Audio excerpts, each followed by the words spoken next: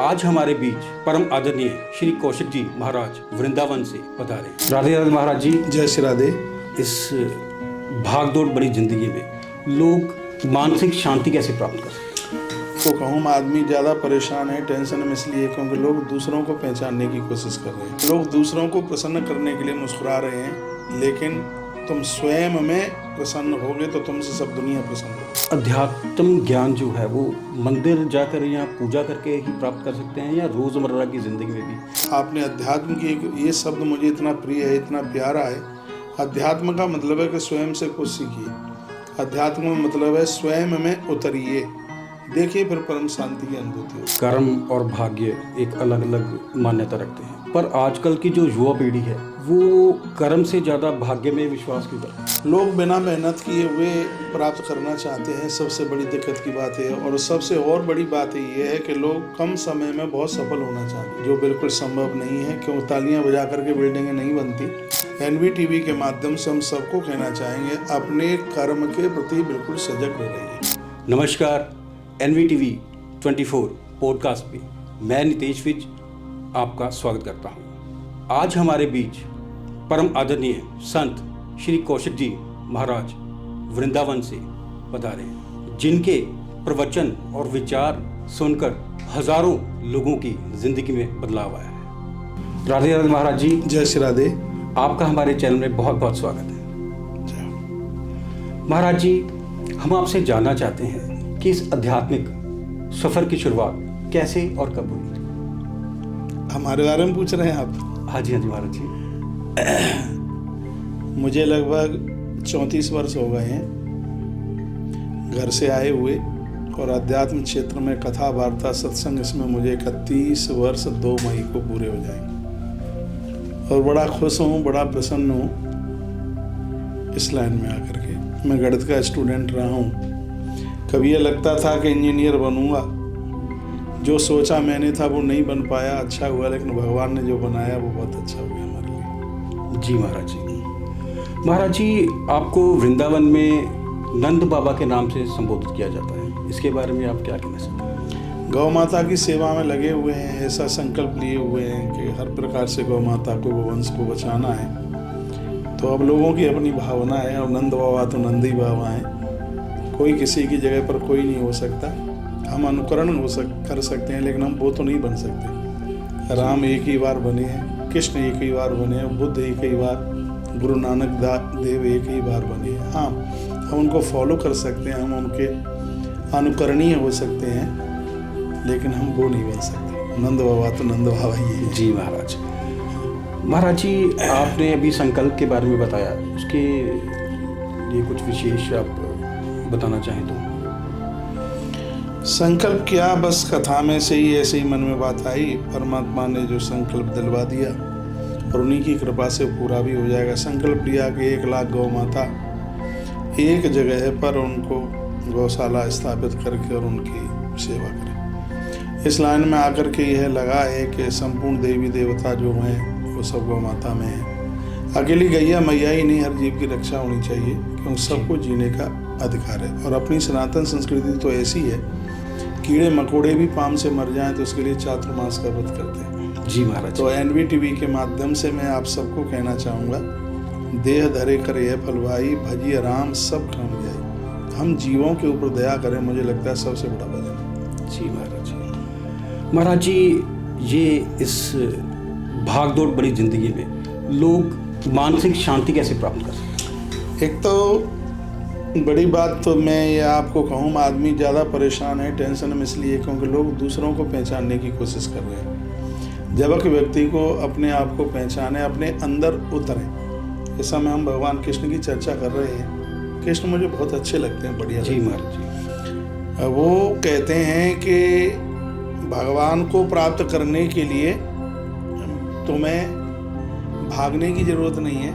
अपने अंदर उतरने की आवश्यकता है। इसलिए कृष्ण बाहर से संगीत बजा रहे हैं, बांसुरी, और अंदर से ध्यान में उतर रहे हैं। जी। तो लोग जब तक अपने अंदर नहीं उतरेंगे, अपने भीतर नहीं जाएंगे, तब तक उनकी साधना में बिल्कुल सिद्धि नहीं होगी। मैं सभी युवाओं को मैं कहता हूँ कि थोड़ा अकेले में बैठिए, एकांत में बैठिए, अपने मन में विचार कीजिए, हम कहाँ से आए हैं, क्या करना है और मैं कहाँ जाना है। आंसर बिल्कुल अंदर से ही मिलेगा। जी महाराज जी। और अपनी गहराइयों में पहुँचें। आज भी मैं अभी थोड़ी देर पहले बोल रहा था कि लोग दूसरों को प्रसन्न करने के लिए मुस्कुरा रहे हैं, लेकिन तुम स्वयं में प्रसन्न होगे तो तुमसे सब दुनिया प्रसन्न होगी। जी महाराज जी। अपने आप को पहचानिए। ऐसा बर्ताव किसी के साथ, ऐसा व्यवहार किसी के साथ मत कीजिएगा जो स्वयं को पसंद नहीं है। तो इन सब चीज़ों से बिल्कुल खुशी चल कर आएगी। अपना जागने का टाइम, सोने का टाइम, भोजन करने का टाइम निश्चित कर लें। प्रकृति एक सिस्टम के साथ चल रही है। सूर्य भगवान आज निकल के आ रहे हैं 7 बजे, कल निकले 12 बजे, फिर निकले शाम को 5 बजे, तो उसका सिस्टम खराब ही हो जाएगा। उसी प्रकार से हम मनुष्य लोगों को भी चाहिए कि हम एक सिस्टम के साथ जीवन जिए, तो मन को बिल्कुल सुकून मिलेगा, मन को बिल्कुल शांति मिलेगी। आज सोशल मीडिया पर जितनी भी बातें की जाती हैं वो सिर्फ शांति के लिए। शांति कहीं खोजनी नहीं है, शांति स्वतः में ही प्राप्त होगी। शांति को प्राप्त करने के लिए हमें अभिमान को खत्म करना होगा। ये मैंपन और ये मैं ये शब्द है। राम जी ने शांति रूपी सीता का वर्ण किया तो उसमें अभिमान के धनुष को तोड़ा। जब तक ये अहंकार का धनुष नहीं टूटेगा तब तक शांति हमारा वर्ण नहीं कर सकती। जी महाराज जी। महाराज जी, अध्यात्म ज्ञान जो है वो मंदिर जाकर या पूजा करके ही प्राप्त कर सकते हैं, या रोज़मर्रा की ज़िंदगी में भी हम अध्यात्म को प्राप्त कर सकते हैं? देखिए, अध्यात्म ज्ञान से और मंदिर से कोई लेना देना नहीं है, बिल्कुल भी। मंदिर हम जाते हैं तो वहाँ एक सुकून सा मिलता है। अध्यात्म का तो मतलब होता है अपनी तरफ झांकना, अपनी तरफ देखना। रोज अपने तरफ देखिए, हमारे अंदर क्या अच्छाइयों की वृद्धि हो रही है। कहीं कोई दोष, कहीं कोई कुछ चल करके तो आ नहीं गया। हम मंदिर इसलिए जाते हैं, मंदिर में पहुंच करके पॉजिटिव एनर्जी तो बढ़ती है, सकारात्मक सोच भी बढ़ती है। और हम मंदिर इसलिए जाते हैं, परमात्मा को हम प्रार्थना करते हैं, कहते हैं प्रभु पूरी धरती को, सृष्टि को चलाने वाले आप हैं, बस हम आपसे प्रार्थना करने के लिए आए हैं कि प्रभु हमें बुद्धि दे देना, हमें विचार दे देना, जिससे हम कभी किसी का कुछ बुरा ना कर पाएँ, हमारी सोच ठीक बनी रहे, बढ़िया बनी रहे। काम तो बिल्कुल सब हमें ही करने पड़ेंगे जी। और आपने अध्यात्म की ये शब्द मुझे इतना प्रिय है, इतना प्यारा है। अध्यात्म का मतलब है कि स्वयं से कुछ सीखिए। अध्यात्म का मतलब है स्वयं में उतरिए, देखिए, फिर परम शांति की अनुभूति होती है। जी महाराज जी। महाराज जी, कर्म और भाग्य को लेकर अक्सर लोगों में भ्रम रहता है, इसके बारे में आप क्या कहना चाहते हैं? देखिए, श्रीमद् भगवत गीता में भगवान कहते हैं कर्मणा जायते जंतु कर्म नहीं विलीयते। कर्म के ही द्वारा हमें सुख दुख का सबका अनुभव होता है। मैं कहूँगा कि भाग्य, जो बात कही जाती है कि जो भाग्य में है वही मिलेगा, लेकिन इतना जरूर ध्यान रखिएगा, भाग्य कर्म के द्वारा ही बनाया जाता है जी। जब तक कर्म नहीं होगा तब तक भाग्य का निर्माण हो ही नहीं सकता।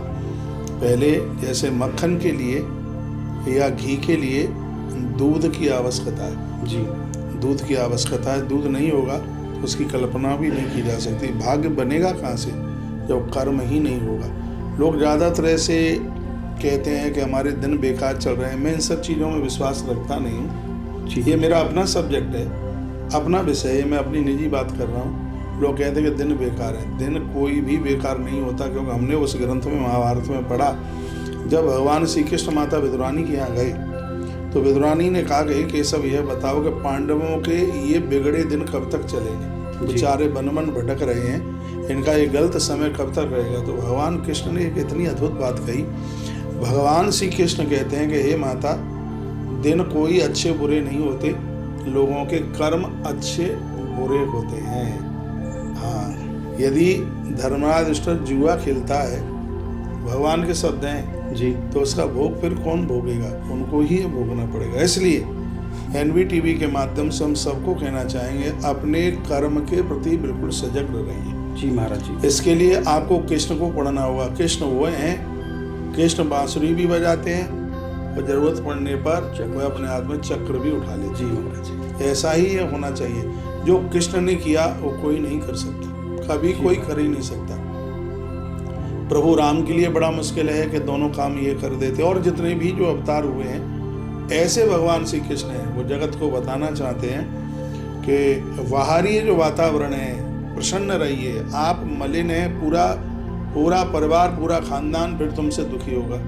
भले ही तुम्हें अंदर से दिक्कत है लेकिन बाहर मुस्कुराते रहिए, ये भगवान श्री कृष्ण का संकेत है। कृष्ण भगवान मुस्कुराते हुए इतने अच्छे लगते हैं। और 100 बार ये बात मैंने बोली है कि भगवान श्री कृष्ण वो संदेश जगत को देते हैं कि तुम यदि शरीर को छोड़ करके मोक्ष प्राप्त करना चाहते हो तो यह आपका अधूरा ज्ञान है। जी। भगवान कहते हैं कि अपने शरीर में जीते हुए और आप अंदर से सन्यासी बनिए। भगवान श्री कृष्ण ने बाह्य देखने के लिए सन्यास नहीं लिया, लेकिन अंदर से इतने बड़े सन्यासी थे, उनके ऊपर लोग आज PhD कर रहे हैं। भगवान कहते हैं कि अपने आप में उतर करके ही आपका सन्यास सफल हो सकता है। ये भगवान श्री कृष्ण के महावाक्य हैं। ये तो बहुत बड़ी थ्योरी, बहुत बड़ा सिद्धांत है। जो कृष्ण को पढ़ेगा वह कभी बिल्कुल भटक ही नहीं सकता। जो आपने कर्म वाली बात मुझसे कही है, और भगवान श्री कृष्ण हैं जो कर्म के ऊपर बड़ा विश्वास रखते हैं और सबको निष्काम कर्म की बात करते हैं। वो कहते हैं कि कर्म में बिल्कुल लिप्त नहीं होइएगा। आपने इतनी बढ़िया बात कह दी है। वो कहते हैं कि बिल्कुल कर्म में बिल्कुल लिप्त होने की जरूरत नहीं है, बिल्कुल साक्षी बन करके उस कर्म को आप कीजिएगा। फैसला प्रकृति करेगी, सफलता आपको मिलेगी।